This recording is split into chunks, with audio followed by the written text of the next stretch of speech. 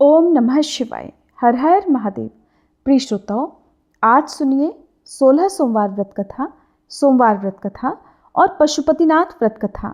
एक समय का वृतांत है। भगवान श्री विष्णु के निर्देशानुसार अमृत की प्राप्ति के लिए देवता और दानव समुद्र मंथन कर रहे थे। समुद्र मंथन में हलाहल विष निकलते ही समस्त लोकों में हाहाकार मच गया। विष के प्रभाव से समस्त प्राणियों को श्वास लेने में कठिनाई होने लगी। समस्त सृष्टि को इस प्रकार नष्ट होता देखकर भगवान शिव ने लोक की रक्षा हेतु, संसार की रक्षा हेतु हलाहल विष का पान कर लिया। भगवान शिव ने उस अनिष्टकारी विष को अपने कंठ में ही धारण कर लिया, जिसके प्रभाव से उनका कंठ नीला हो गया और वे नीलकंठ के नाम से प्रसिद्ध हुए। हलाहल के प्रभाव से भगवान शिव की देह अत्यंत दहकने लगी तथा उन्हें अत्यंत तीव्र ऊष्मा की अनुभूति होने लगी। नाना प्रकार के उपाय करने पर भी जब शिवजी की पीड़ा शांत नहीं हुई, तब स्वयं चंद्रदेव वहां उपस्थित हुए और बोले, हे भोलेनाथ, मैं सृष्टि में अपनी शीतलता के लिए ही विख्यात हूँ, अतः आप मुझे अपने मस्तक पर धारण करने का सौभाग्य प्रदान करें। ऐसा करने से निश्चित ही विष के कारण उत्पन्न ऊष्मा शांत हो जाएगी और आपको शीतलता का अनुभव होगा। भगवान शिव ने चंद्रदेव का अनुरोध स्वीकार करते हुए उन्हें अपने मस्तक पर धारण कर लिया, जिसके कारण उन्हें तुरंत ही अत्यंत शीतलता प्राप्त हुई तथा विष जनित पीड़ा का अंत हो गया। उस समय भगवान शिव ने प्रसन्न होकर चंद्रदेव को ये वरदान देते हुए कहा, हे चंद्रदेव, आपने अपनी शीतलता से हमारी पीड़ा का शमन किया है। हम आपको ये वरदान देते हैं कि आज से संसार में सोमवार को हमारी पूजा के साथ साथ आपकी पूजा अर्चना भी की जाएगी। सोमवार को जो भी पूर्ण भक्ति भाव से चंद्रदेव के निमित्त व्रत का पालन करेगा तथा संध्या काल में अर्घ्य अर्पण कर व्रत संपन्न करेगा, उसकी समस्त मानसिक समस्याओं का अंत होगा तथा उसे सुख शांति प्राप्त होगी। इस प्रकार भगवान शिव के आशीर्वाद से चंद्रदेव तीनों लोकों में पूजनीय हो गए। और अग्नि पुराण में वर्णित कथा के अनुसार ब्रह्मा जी ने सृष्टि सृजन के उद्देश्य से मानस पुत्रों की रचना की। इन्हीं मानस पुत्रों में से एक थे अत्रि ऋषि। अत्रि ऋषि का विवाह महर्षि कर्दम की कन्या देवी अनुसुईया से हुआ। देवी अनुसुईया को त्रिदेवों से वरदान स्वरूप 3 पुत्र प्राप्त हुए, जो ऋषि दुर्वासा, भगवान दत्तात्रेय एवं सोम अर्थात चंद्रदेव के नाम से विख्यात हुए। कालांतर में दक्ष प्रजापति ने अपनी 27 कन्याओं का विवाह चंद्रदेव से किया था। विवाहोपरांत चंद्र केवल रोहिणी से ही सर्वाधिक प्रेम करने लगे और अन्य पत्नियों की उपेक्षा करने लगे। उनके इस कृत्य से आहत होकर दक्ष प्रजापति की अन्य कन्याओं ने अपनी यह व्यथा अपने पिता के समक्ष वर्णित की। तब दक्ष प्रजापति ने चंद्रदेव को इस विषय में तरह तरह से समझाने का प्रयत्न किया, किंतु रोहिणी के मोह में वशीभूत चंद्रदेव पर दक्ष प्रजापति के वचनों का कोई प्रभाव नहीं पड़ा। अंततः दक्ष प्रजापति क्रोधित हो उठे और उन्होंने चंद्रदेव को शाप दे डाला। कहा कि हे चंद्रदेव, अपने जिस रूप रंग के मद में चूर होकर तुम अपनी अन्य पत्नियों का निरादर कर रहे हो, तुम्हारा वही रूप क्षय रोग से ग्रस्त हो जाए। दक्ष प्रजापति द्वारा दिए गए शाप के कारण चंद्रदेव तत्काल ही क्षय रोग से ग्रस्त हो गए। चंद्रदेव के क्षय रोग से ग्रस्त होते ही पृथ्वी पर सुधा, शीतलता तथा वर्षण आदि का क्रम बाधित हो गया। चारों ओर त्राही त्राही मच गई। चंद्रदेव भी अत्यंत द्रवित और चिंतित हुए। उन्हें अपनी त्रुटि का अनुभव हो गया था। उन्होंने अपनी पीड़ा देवराज इंद्र के समक्ष कही। चंद्रदेव के निवेदन करने पर इंद्र आदि देवगण, वशिष्ठ आदि ऋषिगण सहित उनकी समस्या के समाधान हेतु ब्रह्मा जी के समीप उपस्थित हुए। ब्रह्मा जी ने कहा, हे चंद्र, अपने शाप विमोचन हेतु तुम अन्य देवगणों सहित पवित्र प्रभास क्षेत्र में मृत्युंजय भगवान शिव की आराधना करो। उनकी कृपा से अवश्य ही तुम रोग मुक्त हो जाओगे। तब ब्रह्मा जी के निर्देशानुसार चंद्रदेव ने भगवान शिव के मृत्युंजय मंत्र से घोर तपस्या की। तब से प्रसन्न होकर मृत्युंजय भगवान शिव ने उन्हें दर्शन दिया तथा इच्छित वर मांगने को कहा। चंद्रमा ने रोग मुक्त होने का वरदान भगवान शिव से मांगा। भगवान शिव ने चंद्रदेव को अमरत्व का वर प्रदान करते हुए कहा, हे चंद्रदेव, तुम व्यथित मत हो। मेरे वरदान के प्रभाव से तुम्हारे शाप का निवारण अवश्य होगा। ऐसा कहते हुए भगवान शिव ने प्रसन्न होकर चंद्रमा को अपने मस्तक पर धारण कर लिया और सोमेश्वर नाथ के रूप में वे प्रतिष्ठित हो गए। भगवान शिव ने कहा, दक्ष प्रजापति के शाप की मर्यादा रखते हुए हम उसे पूर्णतः खंडित नहीं करेंगे, परंतु कृष्ण पक्ष में प्रतिदिन तुम्हारी एक एक कला क्षीर्ण होगी तथा पुनः शुक्ल पक्ष में उसी क्रम से उसमें वृद्धि होती जाएगी। इस प्रकार प्रत्येक पूर्णिमा को तुम्हें चंद्रत्व प्राप्त होता रहेगा। इसके अतिरिक्त जो भी प्राणी तुम्हारे निमित्त सोमवार व्रत और पूजन करेगा तथा अर्घ्य अर्पित करेगा, उसे भी विभिन्न प्रकार के रोगों से मुक्ति प्राप्त होगी। चंद्रदेव को वरदान प्राप्त होने से समस्त लोकों के प्राणी प्रसन्न हो गए और चंद्रदेव पुनः दसों दिशाओं में सुधा वर्षण का कार्य पूर्ववत करने लगे। इति श्री चंद्र सोमवार व्रत कथा संपूर्णः।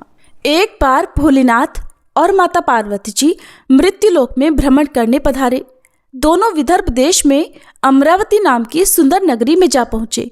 ये नगरी सभी प्रकार के सुखों से भरपूर थी। वहां बहुत सुंदर सुंदर शिव जी के मंदिर भी थे। भगवान शंकर देवी पार्वती जी के साथ उन्हीं में से एक मंदिर में निवास करने लगे।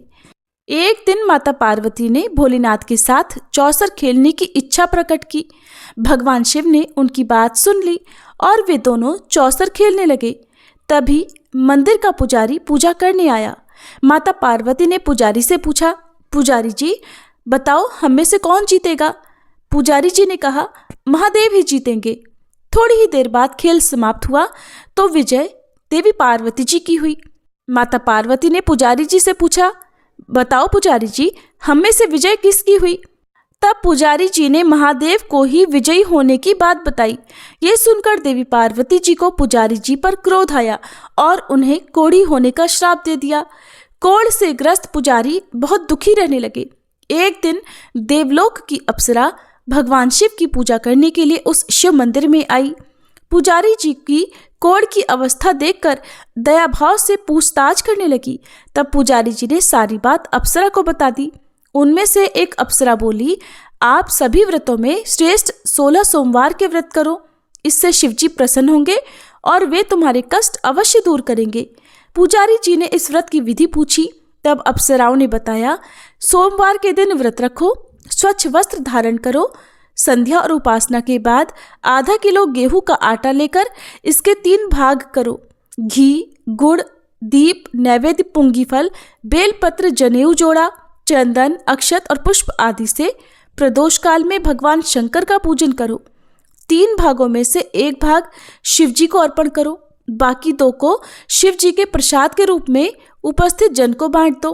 खुद भी प्रसाद ग्रहण करो। इस तरह 16 सोमवार व्रत करो। 17वें सोमवार को पाव भर की पवित्र आटे की बाटी बनाओ, उसमें घी और गुड़ मिलाकर चूरमा बनाओ, शिव जी को भोग लगाकर उपस्थित भक्तों में बांट दो। इसके बाद परिवार सहित प्रसाद ग्रहण करो तो इससे सभी मनोरथ पूर्ण हो जाते हैं।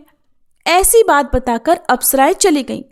पुजारी जी ने अप्सराओं की बताई विधि अनुसार 16 सोमवार के व्रत किए, जिसके पुण्य प्रताप से भगवान शिव की कृपा और माता पार्वती की दया से पुजारी जी कोढ़मुक्त हो गए और आनंद से रहने लगे। कुछ समय के बाद भगवान शिव और देवी पार्वती जी वापस उसी मंदिर में आए। देवी पार्वती ने पुजारी जी को निरोगी देखकर कारण पूछा तो पुजारी जी ने 16 सोमवार व्रत की महिमा बताई।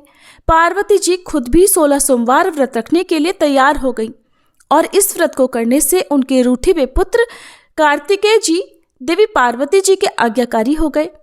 कार्तिकेय जी ने जब माता से पूछा कि माता आपने ऐसा क्या किया जिससे मेरा हृदय परिवर्तन हो गया, तब देवी पार्वती ने 16 सोमवार की कथा उन्हें सुना दी।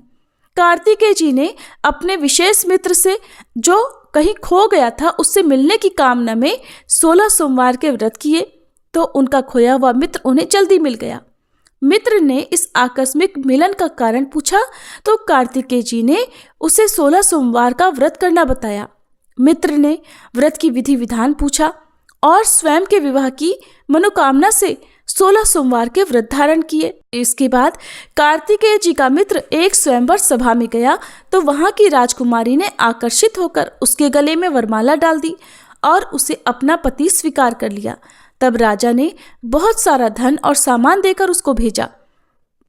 अब वे दोनों सुख से रहने लगे। जब 16 सोमवार के व्रत का उसकी पत्नी को पता लगा तो उसने पुत्र प्राप्ति की कामना से 16 सोमवार के व्रत किए। उसके कुछ समय बाद एक अति सुंदर, सुशील और बुद्धिमान पुत्र प्राप्त हुआ। जब वह बड़ा हुआ तो उसने अपनी माँ से 16 सोमवार के व्रत की गाथा सुनी। तब उसने भी राज्याधिकार प्राप्त करने के लिए 16 सोमवार के व्रत शुरू कर दिए।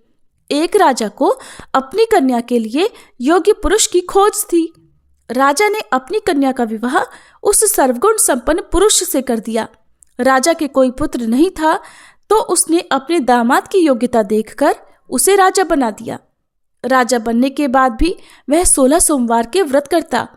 17वां सोमवार आने पर उसने अपनी पत्नी से शिवजी की पूजा के लिए मंदिर चलने को कहा तो उसने दासियों से कहकर पूजा की सामग्री तो भिजवा दी, लेकिन खुद नहीं गई। अब इधर राजा ने शिवजी की पूजा समाप्त की तो आकाशवाणी हुई, हे राजा, अपनी रानी को राजमहल से निकाल दे, नहीं तो सर्वनाश हो जाएगा। राज दरबार में आकर सभासदों से विचार विमर्श किया और सर्वनाश के भय से रानी को राजमहल से निकाल दिया गया। अपने दुर्भाग्य को कोसती हुई रानी नगर से बाहर चली गई। दुखी मन से चलते हुए वह एक गांव में जा पहुंची। वहां पर एक बूढ़ी माई थी जो सूत बेचा करती थी। बूढ़ी माई ने दया करके रानी को अपने साथ सूत बेचने के लिए रख दिया। जब से रानी को साथ रखा बूढ़ी माई का तो सूत बिकना ही बंद हो गया। बूढ़ी माई ने रानी से वहां से जाने को कह दिया। अब रानी एक तेली के यहाँ काम मांगने गई। उसी समय तेली के मटके चटक गए, सारा तेल बह गया। तेली ने भी उसे वहां से भगा दिया। दुखी होकर रानी एक नदी के पास गई तो नदी का सारा पानी सूख गया। वह एक पेड़ के नीचे बैठी तो पेड़ के सारे पत्ते सूख कर गिर गए। आसपास के लोगों ने जब यह सब कुछ देखा तो उसे पकड़कर मंदिर के पुजारी गुसाई जी के पास ले गए। गुसाई जी देखते ही जान गए कि यह कोई विधि की मारी कुलीन स्त्री है। गुसाई जी ने रानी से कहा कि वह उनके आश्रम में उनकी पुत्री की तरह रह सकती है। अब रानी आश्रम में रहने लगी। रानी भोजन बनाती थी तो उसमें कीड़े पड़ जाते थे। पानी भरकर लाती तो वह गंदा हो जाता था। अब तो गुसाई जी ने एक दिन दुखी होकर उससे पूछा कि बेटी, तुम्हारी ये दशा कैसे हुई? ये किस देवता का कोप है? तब रानी ने शिवजी की पूजा में ना जाने वाली बात गुसाई जी को बताई तो गुसाई जी बोले, पुत्री, तुम 16 सोमवार के व्रत करो, इससे तुम अपने सभी कष्टों से मुक्ति पा सकती हो। गुसाई जी की बात मानकर रानी ने 16 सोमवार के व्रत किए। 17वें सोमवार के दिन विधि विधान से शिवजी की पूजा भी की। पूजन के प्रभाव से राजा को इधर महल में रानी की याद सताने लगी और रानी को ढूंढने के लिए उसने चारों दिशाओं में अपने दूत भेज दिए। रानी की खोज में घूमते घूमते दूत गुसाई जी के आश्रम में भी पहुंच गए। राजा को खबर लगी तो राजा रानी को ले जाने आश्रम पहुंच गया। गुसाई जी से बोला, ये मेरी पत्नी है। शिव जी के क्रोध के कारण मैंने इसे महल से निकाल दिया था। अब जब शिव जी का प्रकोप शांत हो चुका है तो इसे मेरे साथ जाने की आज्ञा दीजिए। गुसाई जी ने रानी को राजा के साथ जाने की आज्ञा दे दी। रानी बहुत प्रसन्न हुई। राजा और रानी के आने की खुशी में नगरवासियों ने खूब सजावट की, मंगल गीत गाए, पंडितों ने मंत्र आदि गाकर स्वागत किया। इस तरह धूमधाम से रानी का महल में प्रवेश हुआ। राजा ने ब्राह्मणों को दान आदि दिए, याचकों को धन धान्य दिया। जगह जगह भूखे लोगों को भोजन खिलाने के लिए भंडारे खुलवाए। राजा रानी 16 सोमवार के व्रत करते हुए शिव जी का विधि विधान से पूजन करते हुए सुखपूर्वक लंबे समय तक जीवन बिताने के बाद शिवलोक को पधार गए। इस प्रकार जो भी मनुष्य मन, वचन और कर्म से भक्ति भाव से 16 सोमवार के व्रत और पूजन विधि विधान से करता है कथा का श्रवण करता है वह सभी सुखों को प्राप्त करके अंत में शिवलोक को गमन करता है और यह व्रत सभी मनोरथ पूर्ण करने वाला है। एक बार किसी नगर में एक साहूकार था। उसके घर में धन की कोई कमी नहीं थी, लेकिन कोई संतान न होने के कारण वह बड़ा दुखी था। संतान प्राप्ति के लिए वो हर सोमवार को व्रत रखता था और पूरी श्रद्धा के साथ शिव मंदिर जाकर भगवान शिव और माता पार्वती की पूजा किया करता था। उसकी भक्ति देखकर एक दिन माँ पार्वती प्रसन्न होकर भगवान शिव से साहूकार की मनोकामना पूर्ण करने का निवेदन करती हैं। पार्वती जी के आग्रह पर भगवान शिव ने कहा, हे देवी, इस संसार में हर प्राणी को उसके कर्मों का फल मिलता है और जिसके भाग्य में जो हो उसे भोगना ही पड़ता है। लेकिन पार्वती जी ने साहूकार की भक्ति देखकर उसकी मनोकामना पूर्ण करने की इच्छा व्यक्त की।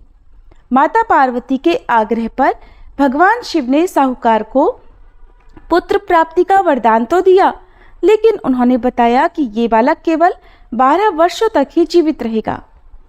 माता पार्वती और भगवान शिव की इस संवाद को साहूकार सुन रहा था, इसलिए उसे न तो इस बात की खुशी हुई और न ही कोई दुख, बल्कि वो पहले की तरह ही शिव जी की पूजा करता रहा। कुछ समय के बाद साहूकार की पत्नी ने एक पुत्र को जन्म दिया। जब वह बालक 11 वर्ष का हुआ तो उसे पढ़ने के लिए काशी भेज दिया गया। साहूकार ने पुत्र के मामा को बुलाकर उसे बहुत सारा धन देते हुए कहा कि तुम इस बालक को काशी विद्या पढ़ने के लिए लेकर जाओ। तुम लोग रास्ते में यज्ञ कराते जाना और ब्राह्मणों को भोजन दक्षिणा देते हुए जाना। दोनों मामा भांजे इसी तरह यज्ञ कराते और ब्राह्मणों को दान दक्षिणा देते काशी नगरी निकल पड़े। इस दौरान रात में एक नगर पड़ा जहां नगर के राजा की कन्या का विवाह था, लेकिन जिस राजकुमार से उसका विवाह होने वाला था वह एक आंख से काना था। राजकुमार के पिता ने अपने पुत्र के काना होने की बात को छुपाने के लिए सोचा, क्यों ना उस साहूकार के पुत्र को दूल्हा बनाकर राजकुमारी से विवाह करा दूं और विवाह के बाद इसको धन देकर विदा कर दूंगा और राजकुमारी को अपने नगर ले आऊंगा। लड़के को दूल्हे के वस्त्र पहनाकर राजकुमारी से विवाह करा दिया गया। साहूकार का पुत्र ईमानदार था, उसे ये बात सही नहीं लगी, इसलिए उसने अवसर पाकर राजकुमारी के दुपट्टे पर लिख दिया कि तुम्हारा विवाह तो मेरे साथ हुआ है, लेकिन जिस राजकुमार के संग तुम्हें भेजा जाएगा वो एक आंख से काना है। मैं तो काशी विद्या पढ़ने जा रहा हूँ। जब राजकुमारी ने चुन्नी पर लिखी बातें पढ़ी तो उसने अपने माता पिता को ये बात बताई। राजा ने अपनी पुत्री को विदा नहीं किया, फिर बारात वापस चली गई। दूसरी ओर साहूकार का पुत्र और उसका मामा काशी पहुंचे और वहां जाकर उन्होंने यज्ञ किया। जिस दिन साहूकार का पुत्र 12 वर्ष का हुआ उस दिन भी यज्ञ का आयोजन था। लड़के ने अपने मामा से कहा कि मेरी तबीयत कुछ ठीक नहीं है। मामा ने कहा, तुम अंदर जाकर आराम कर लो। भगवान शिव के वरदान अनुसार कुछ ही देर में उस बालक के प्राण निकल गए। मृत भांजे को देखकर उसके मामा ने विलाप करना शुरू कर दिया।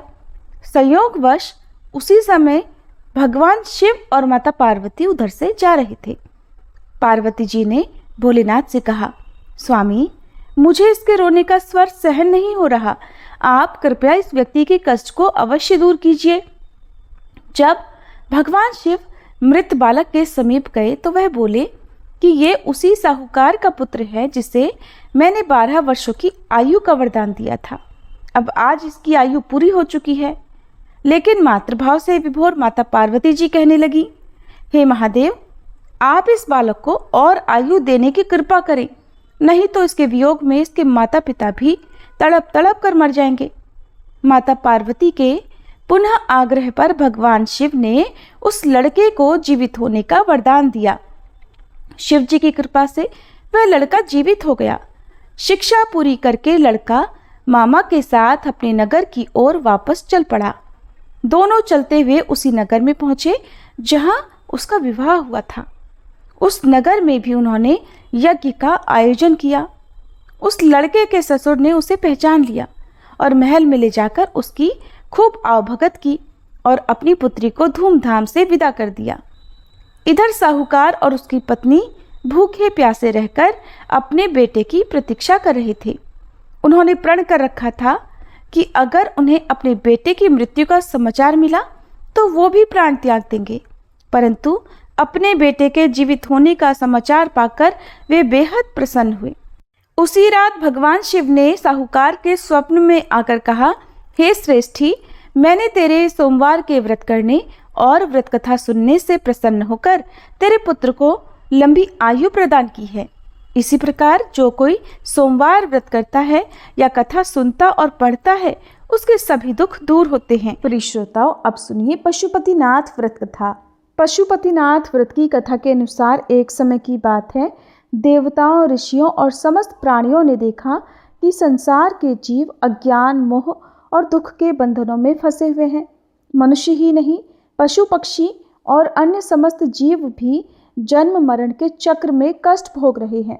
तब सभी देवता भगवान शिव की शरण में पहुँचे और प्रार्थना करने लगे, हे महादेव, आप समस्त चराचर जगत के स्वामी हैं, कृपा करके ऐसे स्वरूप में प्रकट हो जिससे सभी प्राणियों का कल्याण हो। भगवान शिव अत्यंत करुणामय हैं। उन्होंने विचार किया कि केवल मनुष्य ही नहीं बल्कि प्रत्येक जीव उनकी कृपा का अधिकारी है। इसी भावना से उन्होंने पशुपति स्वरूप धारण किया।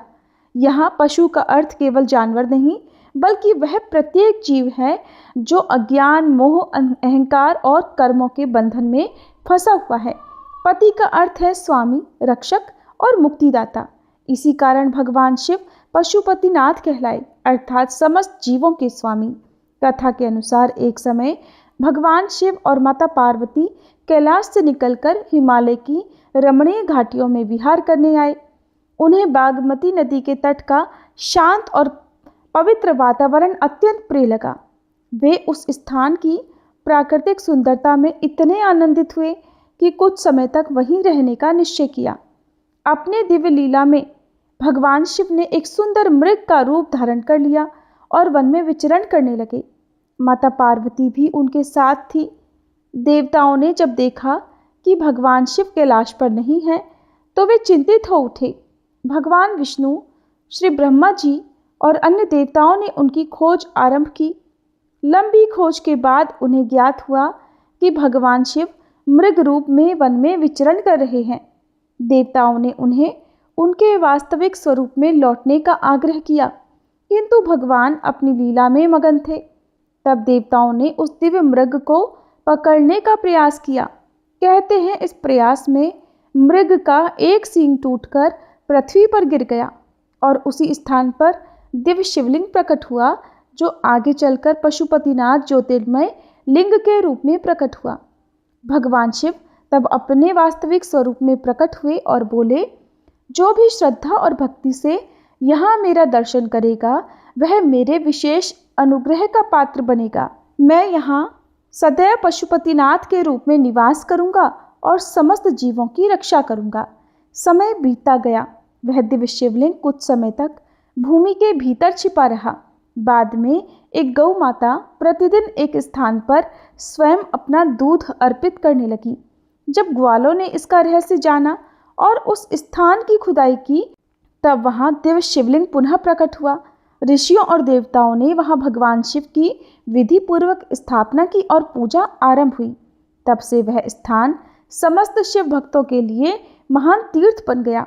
मान्यता है कि जो भी भक्त सच्चे मन से पशुपतिनाथ भगवान का स्मरण करता है, उनके पापों का क्षय होता है, भय दूर होते हैं और अंततः शिवलोक की प्राप्ति का मार्ग प्रशस्त होता है। शास्त्रों में भगवान शिव को पशुपति इसलिए कहा गया है क्योंकि वे समस्त जीवों के स्वामी हैं। वे भेदभाव नहीं करते। मनुष्य, पशु, पक्षी, देव, दानव सभी पर उनकी समान कृपा रहती है। जो जीव अपने अहंकार, क्रोध, लोभ और मोह का त्याग कर शिव जी की शरण ग्रहण करता है, वह सांसारिक बंधनों से मुक्त होकर परम कल्याण को प्राप्त करता है। मान्यताओं के अनुसार पशुपतिनाथ लिंग विग्रह में 4 दिशाओं में 4 मुख और ऊपरी भाग में 5वां मुख है। प्रत्येक मुखाकृति के दाएं हाथ में रुद्राक्ष की माला और बाएं हाथ में कमंडल है। प्रत्येक मुख अलग अलग गुण प्रकट करता है। पहला मुख अघोर मुख है जो दक्षिण की ओर है। पूर्व मुख को तत्पुरुष कहते हैं। उत्तर मुख अर्धनारीश्वर रूप है। पश्चिम मुख को सद्योजात कहा जाता है। ऊपरी भाग ईशान मुख के नाम से पुकारा जाता है। ये निराकार मुख है। यही भगवान पशुपतिनाथ का श्रेष्ठतम मुख माना जाता है। एक अन्य किंवदंती के अनुसार पांडवों को स्वर्ग प्रयाण के समय भैंसे के स्वरूप में भगवान शिव के दर्शन हुए थे, जो बाद में धरती में समा गए थे, लेकिन भीम ने उनकी पूंछ पकड़ ली थी। ऐसे में उस स्थान पर स्थापित उनका स्वरूप केदारनाथ कहलाया और जहाँ पर धरती से बाहर उनका मुख प्रकट हुआ वह पशुपतिनाथ कहलाया। पशुपतिनाथ मंदिर नेपाल की राजधानी काठमांडू से 3 किलोमीटर उत्तर पश्चिम देवपाटन गांव में बागमती नदी के तट पर स्थित है और ये मंदिर भगवान शिव के पशुपति स्वरूप को समर्पित है। ये थी पशुपतिनाथ व्रत कथा। सभी प्रेम से बोलिए पशुपतिनाथ भगवान की जय। श्री नीलकंठ भगवान की जय।